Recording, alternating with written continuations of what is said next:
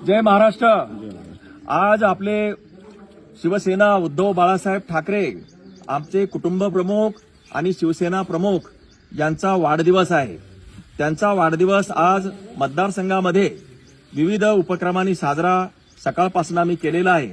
आज त्याचाच एक भाग म्हणून लोणार सरोवर येथील जी कमळजा माता जे काही अतिशय प्राचीन हे मंदिर आहे आणि जागृत देवस्थान आहे, त्या ठिकाणी सगळ्या मतदारसंघाच्या वतीनं अशी प्रार्थना करण्यात आली की उद्धव साहेबांना चांगलं आरोग्य मिळण्यासाठी, त्यांच्या हातून जास्तीत जास्त सामाजिक काम होण्यासाठी आणि या महाराष्ट्रातील सगळी जनता, शेतकरी, कष्टकरी, गोरगरीब माणसं सुखी करण्यासाठी त्यांना मोठं उदंड असं बळ दे आणि त्यांना पुन्हा आपल्या सगळ्यांमध्ये येऊन जसं त्यांनी कोरोना काळामध्ये आपली सगळ्यांची सेवा केली त्याचप्रमाणे त्यांना 2029 मध्ये उद्धव बाळासाहेब ठाकरे यांचा पक्ष आणि उद्धव साहेबांना, माननीय उद्धव साहेबांना महाराष्ट्राचं मुख्यमंत्री व्हावं आणि साहेबांना अतिशय चांगलं निरामय आरोग्य लाभावं यासाठी ही प्रार्थना आज केलेली आहे।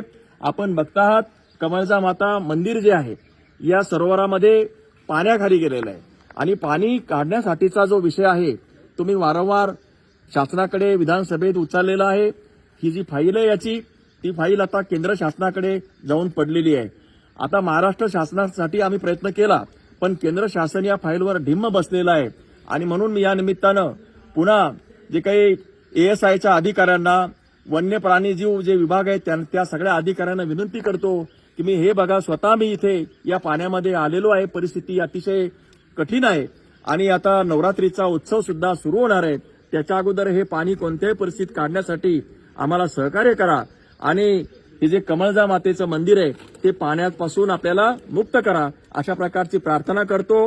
पुन्हा एकदा माझ्या समवेतचे लोणार आणि मेहकर मतदारसंघातील जे काही पदाधिकारी, कार्यकर्ते मोठ्या संख्येनं उपस्थित झाले त्यांचे मी आभार मानतो आणि आपले कुटुंब प्रमुख, शिवसेना प्रमुख उद्धव बाळासाहेब ठाकरे यांना उदंड आयुष्य मिळो, निरोगी आयुष्य मिळो, अशा प्रकारची प्रार्थना कमळजा माता यांच्याकडे मी करतो। जय हिंद, जय महाराष्ट्र।